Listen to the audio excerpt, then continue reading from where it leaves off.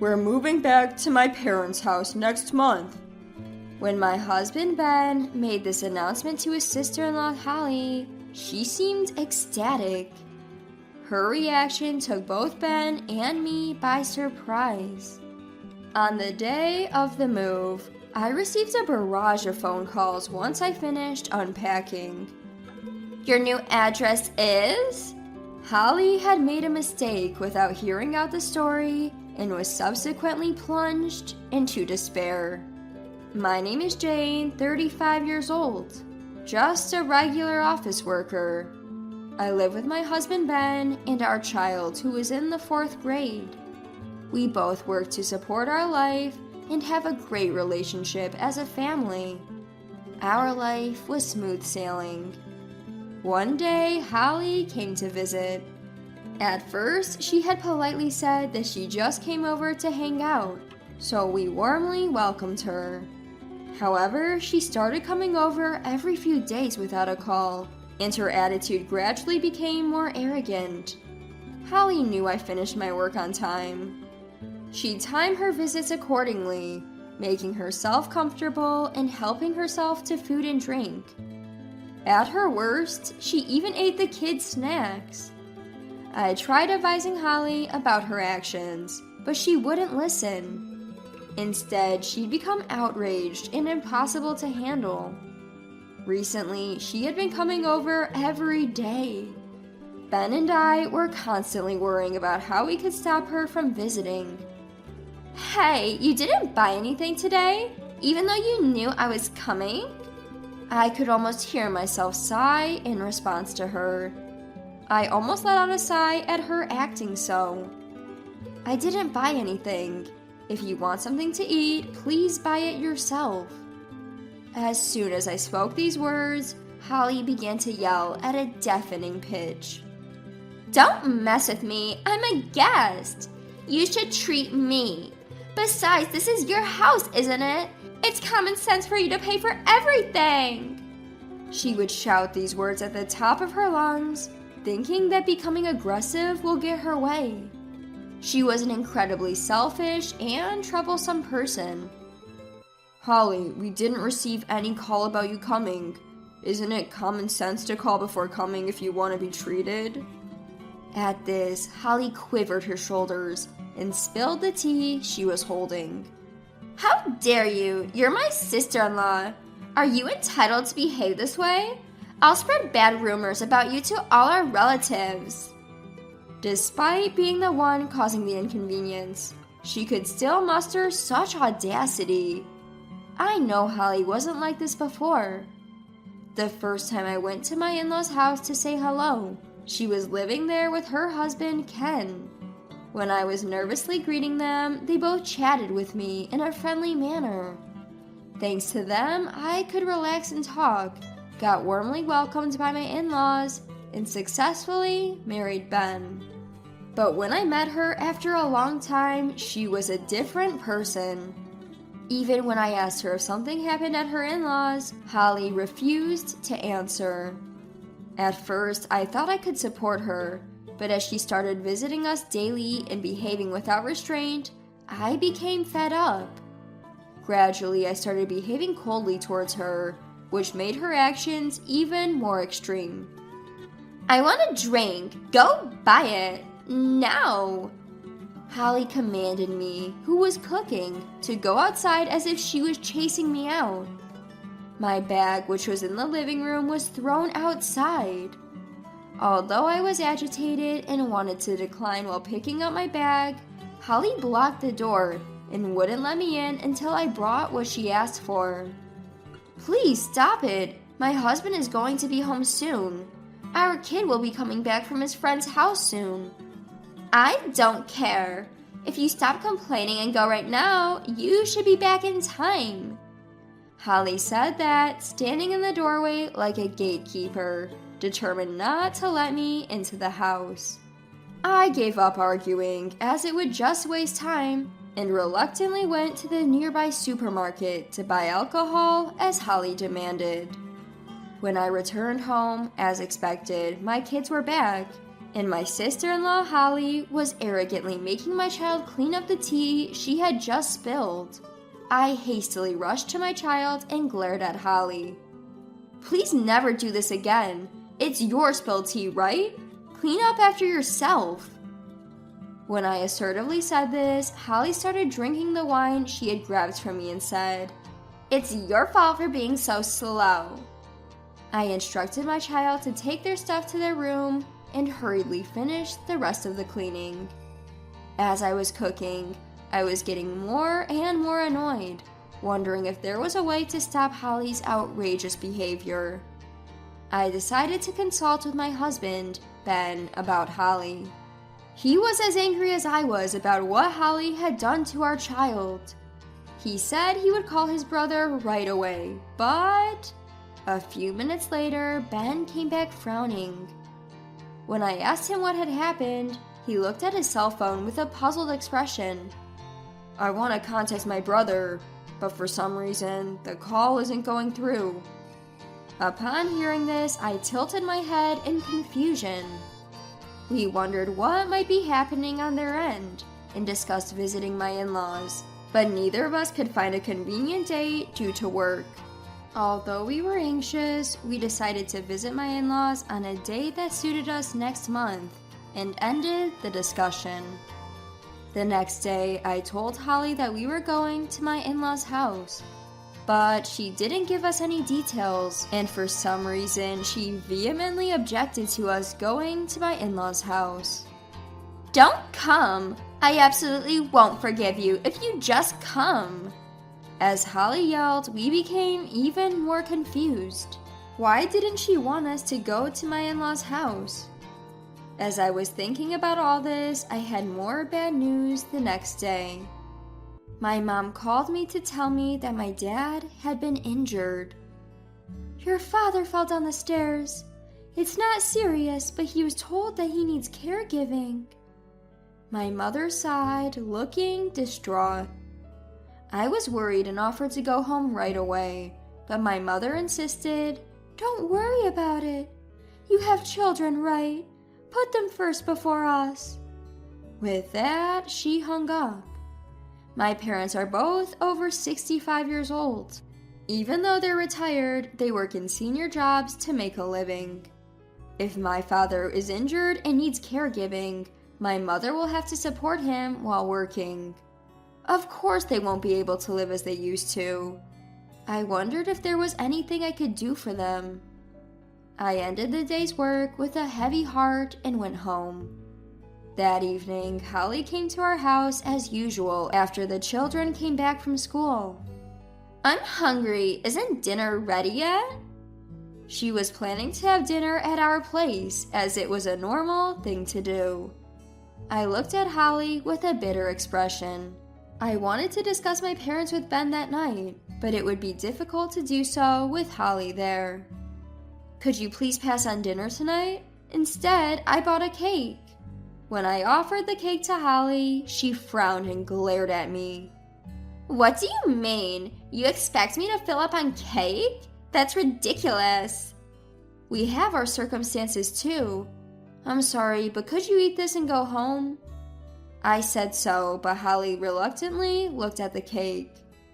I tried saying, "If you don't want it, you don't have to eat it," but she ignored my words and ate two instead and went back home. After that, I consulted with Ben, who had returned home. He suggested that we should at least send money to my parents for their living expenses, but we can't afford to support my parents' lifestyle every month. Ben said he would do more overtime, but I didn't want him to do that either. At that moment, we came up with a great idea. A good way to solve the problem with my brother's wife and my parents' situation. Ben agreed with me, and we immediately started preparing. I called my parents while my husband, Ben, started packing our belongings. Then he made a call to Holly on her cell. "We're moving back to my parents' place next month. We won't be here when you visit." Holly seemed delighted at Ben's declaration. "Well, I should start preparing too." she remarked, seemingly not paying much attention to the conversation, and hung up the phone. We were left wondering what she needed to prepare for. Well, never mind. We concluded so and ended the conversation. On the day of moving, we arrived at my parents' home and started unpacking. Suddenly, we noticed a barrage of calls from Holly. I hurriedly answered the phone to find Holly sounding hysterical. After waiting for her to calm down, I asked what had happened, to which she replied in shock. "Your new place is..." I was confused and replied, "Huh?" "It's my parents' home. I said we were moving to our parents' house, right?" Holly's gasp could be heard over the phone. "Parents' home? Ben mentioned it, so I assumed you were moving here." Surprised, I immediately asked Ben, who was nearby playing with our child. Ben, seemingly oblivious, replied, "I clearly said our parents' home." "Did you explain it was my parents' home?" "I was cut off before I could explain. Anyway, it's not really a big deal, right? You also said, well, never mind." That's when I first realized there had been a huge misunderstanding. "I'm sorry, Holly, we didn't move to your parents' home. We've already finished moving. Ben tried to explain, but you hung up." As I explained, Holly started protesting angrily. "I didn't know. Explain properly. I assumed you were coming here. My plans are all messed up. What are you going to do about this?" And so Holly started to berate me. When I asked her about her plans, Holly revealed something astonishing. "I assumed you'd handle all the tedious house chores when you moved in with us." I was left speechless at her words. Ignoring Holly's derisive attitude, I explained why we chose to move. "We were having a hard time with your frequent visits, Holly. Around the same time, my mom told me that my dad got injured and needed care. When I discussed this with Ben, he suggested we move to my parents' home, as it would keep you away and we could help my mom." Upon hearing this, Holly could only say, "Huh?" in a threatening tone. My parents' home is conveniently located near our child's school, and it was also close to our workplaces, so the move went smoothly. It was like killing two birds with one stone. Although we had intended to explain this to Holly, she had hastily ended the call, so we didn't feel it was our fault. "Move here right now!" Holly demanded, raising her voice, but I flatly refused. While I didn't hate the idea of living with Holly's family, I couldn't stand the thought of being exploited. Besides, my parents are having a hard time right now. Even after explaining this, Holly wouldn't accept it. "So, you won't listen to me?" Suddenly, we heard Ben's brother's voice. Holly gasped and moved away from the phone. "Is everything okay, Holly?" As I asked this, Holly pleaded in a frantic voice. "Please, just come here now." "What do you mean?" "Just hurry." I wonder what on earth my sister-in-law is so anxious about. Overwhelmed by Holly's words, I was at a loss for words, and then she abruptly ended the call. After ending the call, I told my husband Ben about what my sister-in-law had said, and he let out a grunt. "We need to check it out, I guess," he said, offering to drive. In the midst of just having moved and being busy with various things, I informed my parents that we were going to my in-laws. Fortunately, both of my parents were at home, so they agreed to take care of the kids. Thanks to them, Ben and I could head to my in-laws together. Upon arriving at my in-laws, I immediately walked into the living room. There, I found Holly with a gloomy face, and my mother-in-law and brother-in-law with angry expressions. As soon as they noticed us, they offered us tea and explained the situation. "Actually, Holly ran away from home after we blamed her for her extravagant spending. We tried to contact her many times, but we couldn't get through. It's been tough," said my brother-in-law, glaring at Holly. I was shocked and opened my eyes wide upon hearing this. I hadn't even thought that Holly had run away from home. Ben was similarly stunned, looking at Holly in disbelief. Holly even used my savings! I called her several times to get my money back, but I couldn't reach her at all. Then she suddenly came back home today. I was surprised when I heard that you were moving in, but it seems that was a misunderstanding. Taken aback, I instinctively shook my head. Then Holly, who had been silent so far, raised her voice in protest. First of all, it's your fault, Mom, for meddling in my affairs. I spent the money to relieve the stress from you. It's not a big deal. Holly slammed her fist on the table with her face flushed. However, neither my mother-in-law nor brother-in-law backed down. Enough with your excuses. You quit your job out of the blue and decided to be a stay-at-home wife, but you didn't do any housework or cooking, did you? You dumped all the troublesome tasks on us. How can you be stressed out? That's right. You use all the living expenses that Mom and I earned on your designer bags. This is unacceptable. Something's wrong with you. Both my mother-in-law and brother-in-law raised their voices in anger with their faces flushed. Seeing their attitude, Holly, showing no remorse, looked away, not taking the situation seriously. We had no idea that things were like this at my in-laws. At this, my brother-in-law's voice grew louder. Enough is enough. It seems like you're also causing trouble for my younger brother, aren't you? If you're so dissatisfied, let's just get divorced. Don't ever interfere with us again. When my brother-in-law said that, Holly's face suddenly turned pale and she started to panic. Wait, why does it have to come to that? I was just trying to take care of you two. Hearing Holly's excuse, Ben and I sighed. It was us who took care of you. You came over every day, ate and drank whatever you wanted from our home, even had dinner, without paying for the groceries or lifting a finger to help me. When I said that, my brother-in-law glared at Holly with a sharp look. Well, that's because it's your house. I'm a guest, so why do I need to pay money? Holly spoke so selfishly that we were speechless. My brother-in-law, determined not to back down, pulled out divorce papers from the shelf. I've been struggling with this. Holly, I can't put up with you anymore. Sign these papers right now and leave. Don't ever come near this house or my younger brothers again. At my brother-in-law's intense spirit, Holly was taken aback. Also, you have to repay Mom's savings in full, okay? Let's discuss it properly through a lawyer. Upon hearing that, Holly was visibly shocked, her face turning pale. I wonder how much money she used. From her reaction, it seemed to be a considerable amount. I don't have that kind of money.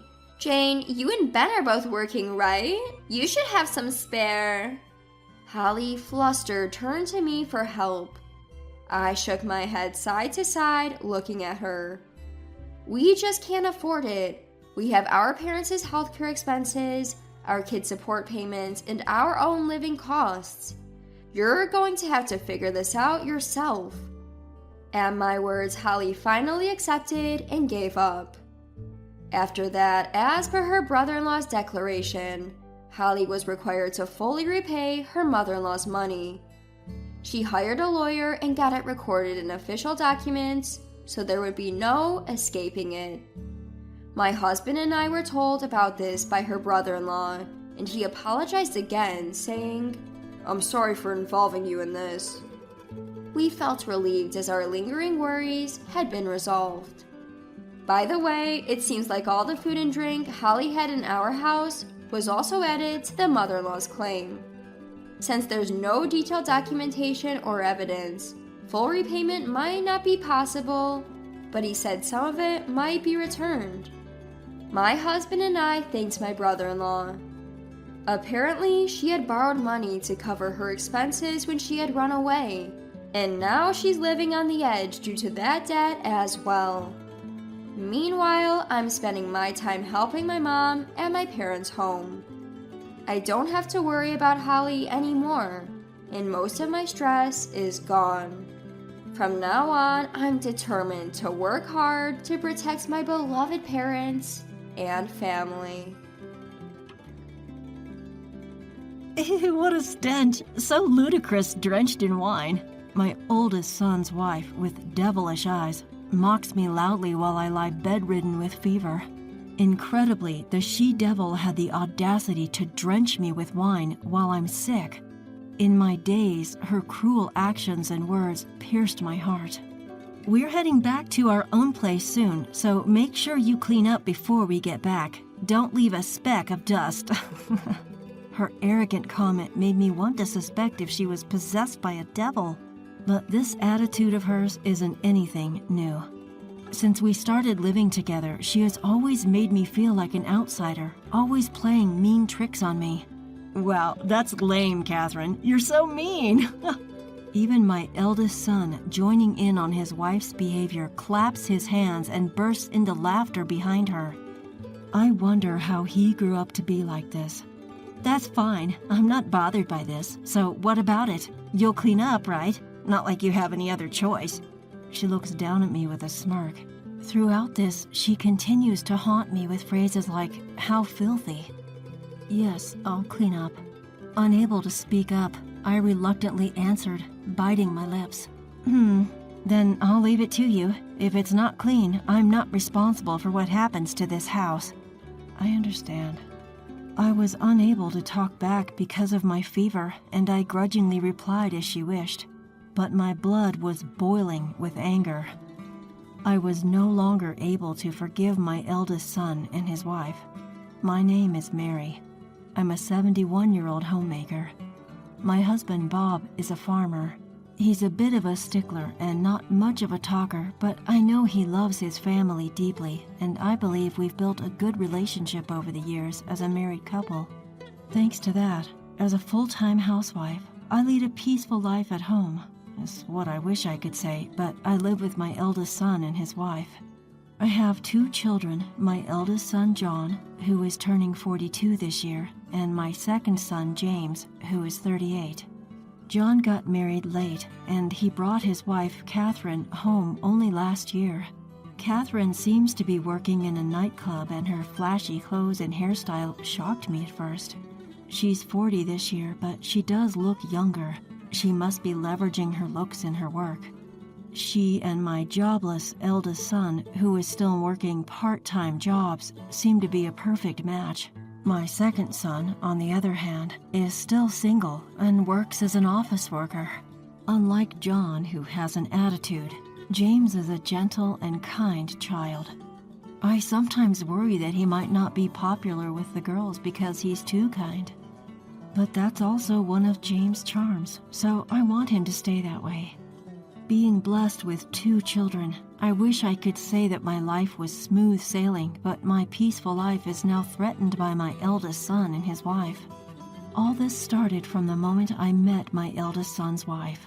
1 year ago, Catherine, my eldest son's wife, came to our house for the first time.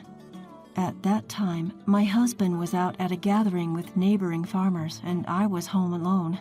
To begin with, John hadn't said anything about getting married, so I was surprised when he suddenly said, "I'm bringing my girlfriend home today." Furthermore, when I asked for more details, Catherine was not just a girlfriend, but someone he had already married a month ago. I was dumbfounded and scolded my eldest son, who had registered their marriage without even telling me about it. "You should have at least brought her to greet us before getting married, right? Have you even met her parents? When did all of this even happen? Oh, give me a break. I'm not a kid. I don't need to consult my parents for everything. Stop nagging me." Looking at my eldest son's condescending attitude as if he was belittling me, I wondered where I had gone wrong raising him.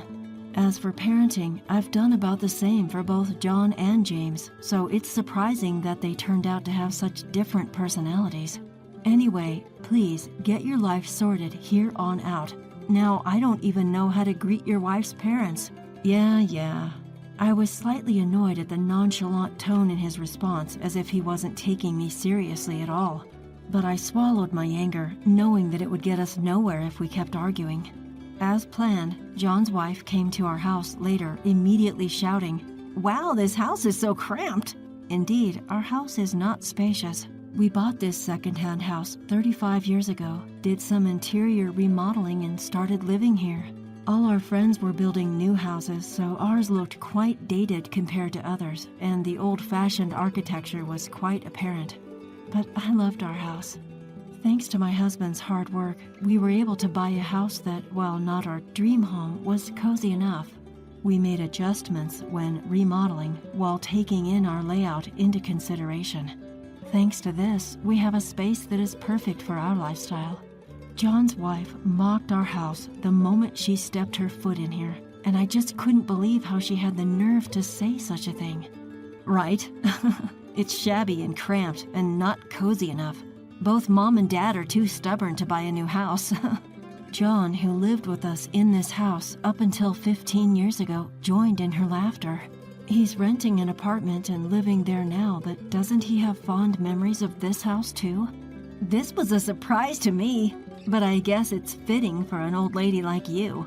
She just met me for the first time, but glared at me and made snide remarks. I was flabbergasted. Not only did she mock our house, but she even had the audacity to speak ill of her mother-in-law. I'm sorry our house is so small. As you can imagine, the time after that was hell. I was so shocked by the words from John's wife that I was barely able to serve tea or sweets, and the couple just stared at me in disbelief. Hey, at least be prepared to welcome us. Poor Catherine, you gotta welcome her with love. Spilling tea? Are you a newbie waitress or something? I endured the scene by plugging my ears to block Catherine's laughter. I'm sorry. I don't want this daughter-in-law to ever set foot in our house again. I prayed for him never to bring her over again. However, my prayer was never heard, and about half a year ago, John called me. It was bad news. Starting next week, Catherine and I will be living with you, okay? Live together? Why? Why not? There's no mortgage payment left for your house anymore, right? So it doesn't matter if 1 or 2 more people move in. You're not losing anything. I couldn't comprehend what John was saying. I was totally against living together with them. People always talk about mother-in-law and daughter-in-law issues, and I bet John's wife would hate to live together too. Above all, I didn't think I could live a normal life with John's wife. I don't want you guys to move in here. I don't want any problems anyway. And first of all, has Catherine agreed to this? Catherine says she's just fine with it. I got an okay from her yesterday, so we'll be moving in next week. Wait, just a minute. The call ended before I could reply. From next week, John and his wife are moving in here? I shivered at the thought. That night, I decided to discuss it with my husband. I don't see a problem with it. Excuse me? I'm fine as long as Catherine is fine with it. They can help with living expenses after all. I doubt that, though. My husband, oblivious to Catherine's personality, was down to have them live with us.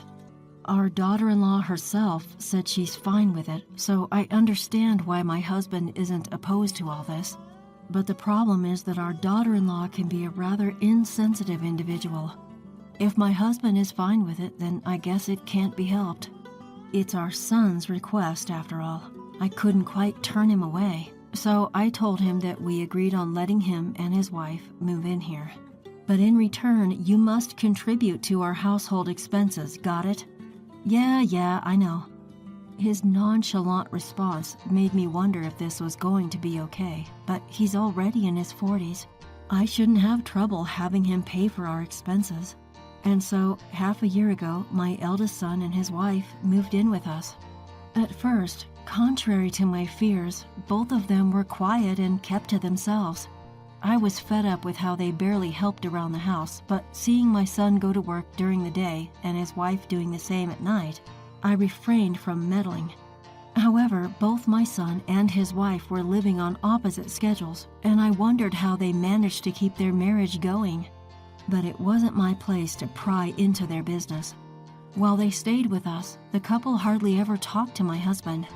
Given their work schedules and lifestyle differences, it was somewhat understandable, and my husband never took the initiative to strike up a conversation either. And like that, the first month passed without any major issues. It was around that time that I approached my son about our living expenses. Living expenses? You can't seriously think I have that kind of money. What? What he said was different from what we had agreed on before, so I was taken aback. Why should Catherine and I have to pay you? You don't have a mortgage to pay off, so don't be so stingy. With that, he left for his part-time job. Oh, God. Even though I had my doubts about living together, I reluctantly agreed, only under the condition that they would help out with our living expenses. Not contributing even a cent is unacceptable. I told the same thing to Catherine, but her response was, Get the money from John. She didn't take me seriously either. I finally realized I had been played by my son and his wife. From there, things only got worse. Perhaps because they were annoyed by me being a housewife, they started making snide remarks at me whenever they got the chance. Must be nice being old. You can live freely on your pension without having to work. That's right. You should at least do our laundry since you're not working. They said that I should have it easy since I don't work, and that I should do all the chores since I'm a housewife, but they wouldn't contribute to our living expenses. Their comments were absurd. I tried to avoid their complaints as much as possible and endured their behavior. To make matters worse, they would always bully me when my husband was not around. They know that I'm getting old and I don't have the energy or the will to fight back. When will this old hag leave? It'd be better without her around. Even Catherine, who used to mock this house for being small, was making comments. Their bullying didn't stop at verbal abuse. Hey, what's with this new shelf? I replaced that old shabby dresser. It was so outdated. This one's cuter anyway. To my astonishment, they had thrown away our family heirlooms and replaced them with a new furniture while I was out. Worse, they'd chosen flashy foreign-style furnishings that didn't match our aesthetic in the slightest. Oh no, my mother's mementos. I fell into a state of despair when I saw that they had even thrown out my dresser that I had cherished and the chest I had inherited from my mother. Why would you throw away other stuff without even asking? Even I lost my temper at this point and raised my voice in anger, but they were unbothered. It's no big deal. What's the point in holding on to mementos? With every change of furniture, I was overwhelmed by the horrifying feeling that my home was being taken over.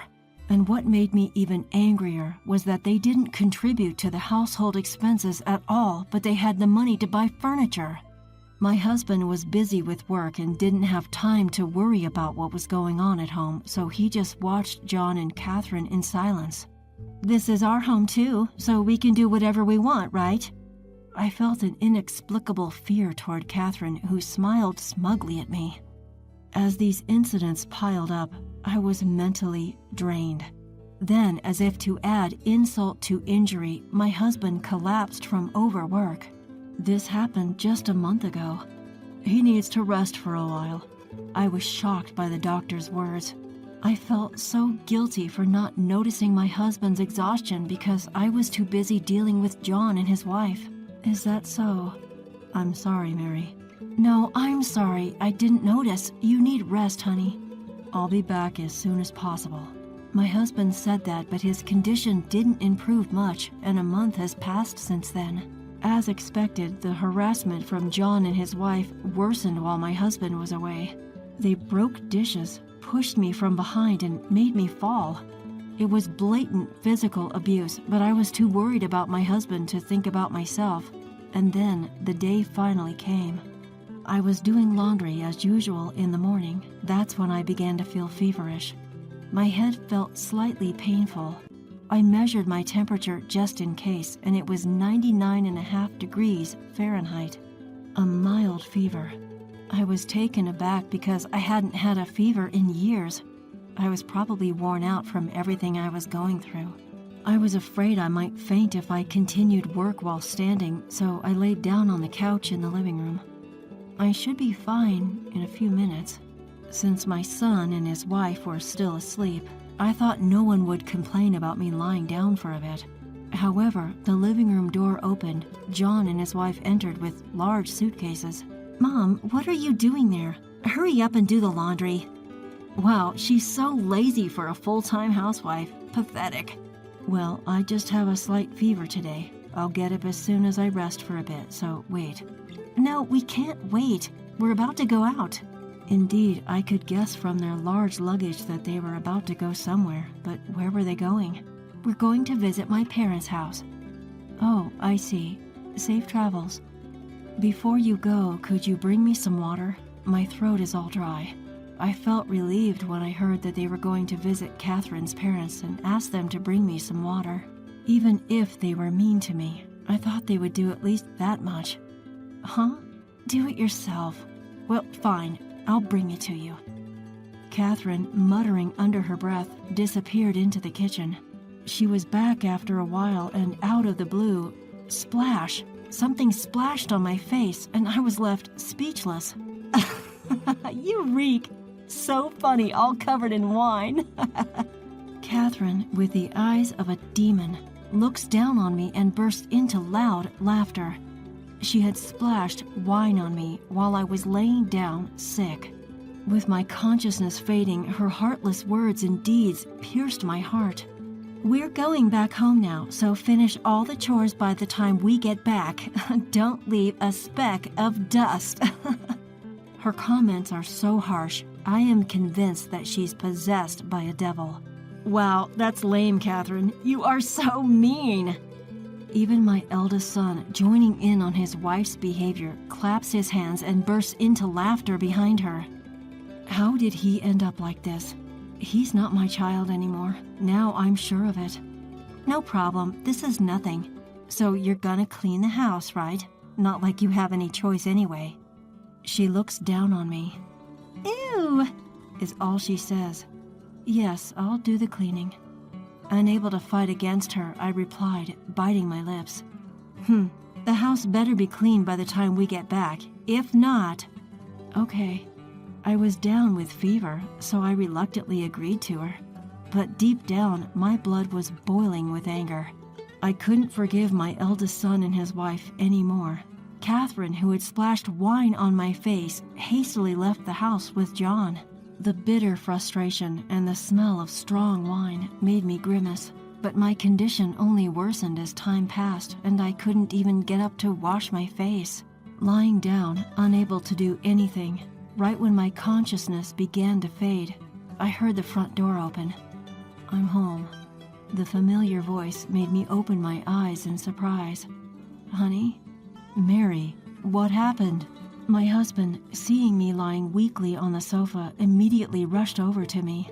"What is this smell? Did something happen?" "Catherine and John did this to me." Upon seeing my beloved husband's face suddenly, I couldn't contain my emotions, and I confessed everything that the two had been doing to me. It had been a while since the last time I saw my husband. In the middle of it all, I couldn't hold back my tears and started crying like a child. "I see. I'm sorry I never noticed." "No, I'm sorry for not telling you properly, but why did you come back?" "The doctor told me I could go home because my condition has improved. I wanted to see you as soon as possible." "I see. Thank you, honey." After that, my husband gently wiped my wine-soaked face with a damp towel and carried me to the bed. He tucked me under a warm blanket and even prepared a light meal and a drink that was easy on my stomach, which brought tears to my eyes. I can't stand it anymore. Although they are our son and his wife, I can't tolerate them anymore. They don't contribute to the household expenses, and on top of that, they are just awful. You're right. After hearing about all they did, I completely understand you. We can't live in this house anymore. My husband and I were enraged. We contemplated how to fight back against John and his wife. Ideally, we'd like to kick them out of this house, but they wouldn't just leave because we asked them to. So we had no other choice but to take a different approach. To put it blunt, our plan was a forceful operation. It was something we had been slowly putting into action. Finally, the time had come for us to execute it. Surely it would be a very effective strategy against them, who had constantly ridiculed me and my home. I met my husband's eyes and nodded. It's showtime. Over the course of the several weeks, we carried out our plan, and things had finally settled. One day, we were relaxing on our living room sofa when my phone rang. It was from John. I chuckled. Finally, the moment had come. Swallowing hard, I answered the phone, trying to calm my pounding heart. "Hey, you old hag, what the hell is going on here?" Startled by the sudden barrage of abuse from the other end of the phone, I instinctively pulled the phone away from my ear. "Well, what's the matter? Aren't you at Catherine's parents' place? We just got back home, but why is our house gone?" John's frantic voice was so funny to me, I struggled to hold back my laughter. "Well, you remember how Catherine told me to leave the house cleaned by the time you guys got back? So we did. We cleaned the whole house. Not a speck of dust left, right?" Yes, I took Catherine's word and used it against them. Sold the house and moved out, leaving nothing behind. It was something we had been considering ever since my husband collapsed from fatigue. We were getting older. Farming is labor demanding. We considered giving it up and living out our retirement years in peace. I thought my workaholic husband would oppose the idea, but he was so affected by his collapse that he readily agreed to my suggestion. We always had inquiries about having our land for sale, so we were able to sell it with no problem. Things moved quickly after that, and before we knew it, our house was completely gone. We loved our previous house, but it was much easier for us to sell it off than plan about who to pass it down to. We moved to a rental apartment in the neighboring state. We thought it would be hard to take out a mortgage for a house at our age, so we agreed that a rental would be fine. And now I'm on the phone with John from our new home. "What the hell did you do? Do you think you can get away with this? What are we supposed to do now?" Hearing the yelling from the other end of the line, I couldn't help but sigh. What the hell did I do? You guys are the ones who ruined everything for us. What are you saying? Barging into someone else's home and making a mess, not contributing to the household expenses, bullying an old woman like me. Was it fun? Call me every name under the sun. I don't care. Damn it. John grunted in anger, and I couldn't help but chuckle. They probably never imagined the house would be gone. Just the thought of them standing in front of an empty lot dumbfounded was cracking me up. "Mom, what the hell did you do?" John passed the phone to his wife. I remembered her smug smile when she poured wine on me and felt nauseous. "It's my house, and I'll do as I please. It's none of your business." "It is totally my business. We lived here too. It's our home as well." "Huh, our home? You never helped around the house or paid any bills. How dare you claim it is your place? Besides, I know something about you, Catherine."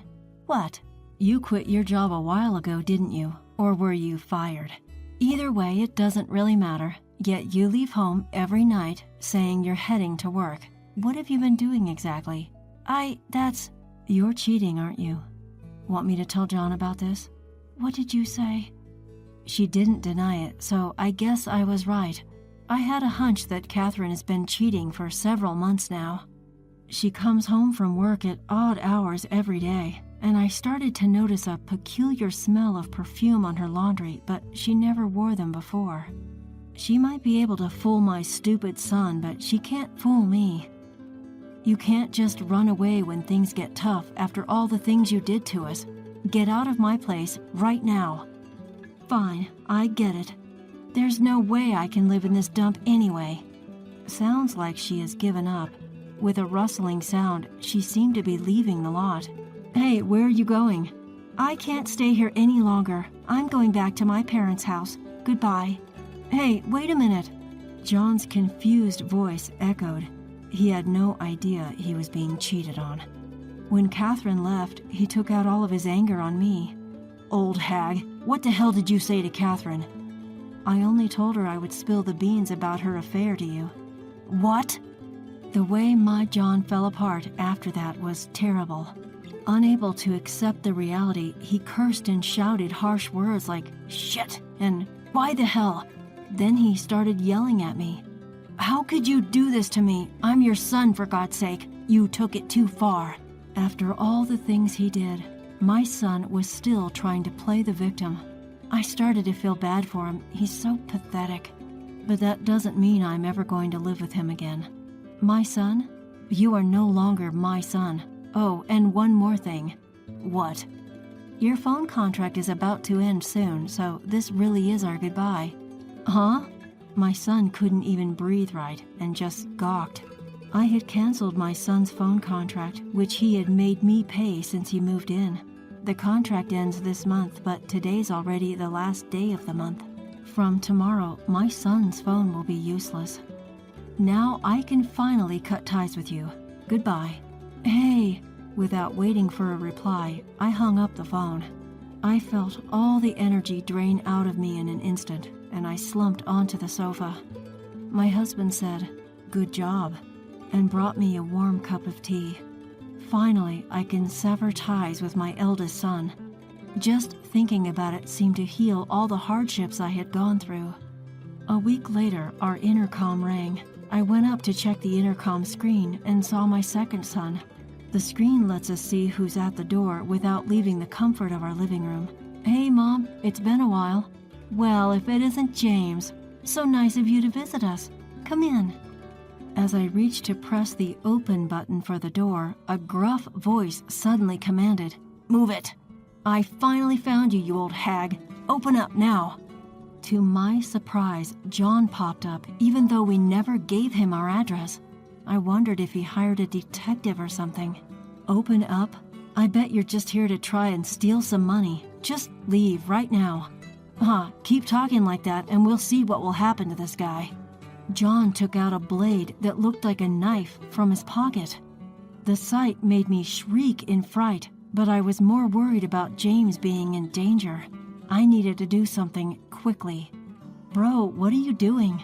You've been looking down on me. An office worker, you said. You make me sick." "Bro, aren't you ashamed of yourself? Leeching off Mom and Dad's money? Living like a parasite? You son of a..."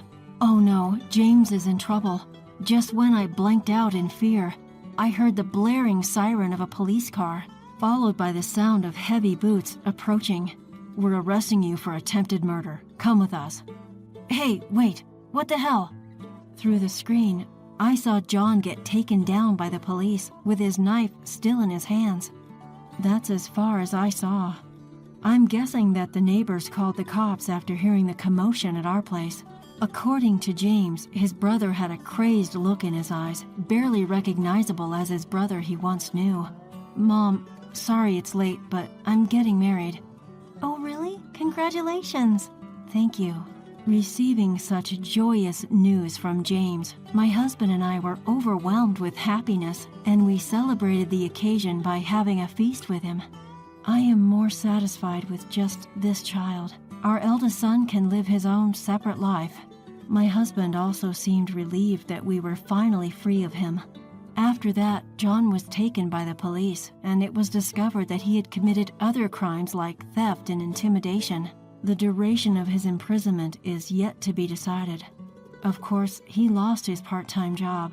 I felt profound sadness, wondering where I went wrong in raising a child who would resort to such crimes. Even though Catherine went back to her parents' home, it seems her irresponsible lifestyle hadn't changed, and I heard rumors that she was kicked out of there too. Turns out that a man she was having an affair with was married with kids, and now she's being sued by his wife. It's a disaster for her, but it's karma. Of course, John and Catherine had gotten divorced. I have stopped thinking about John and I'm moving on, heading toward a new future in our new home. Mom, this is Rachel. She works as a pharmacist at a pharmacy near my workplace. Hello, mother-in-law. Nice to meet you. Rachel, nice to meet you too. The fiancé James brought home, Rachel, was a 32-year-old woman, polite, intelligent, and instantly likable. It's going to get busy, isn't it? But I'm looking forward to it. James, Rachel, my husband and I all had dinner together, sharing laughter.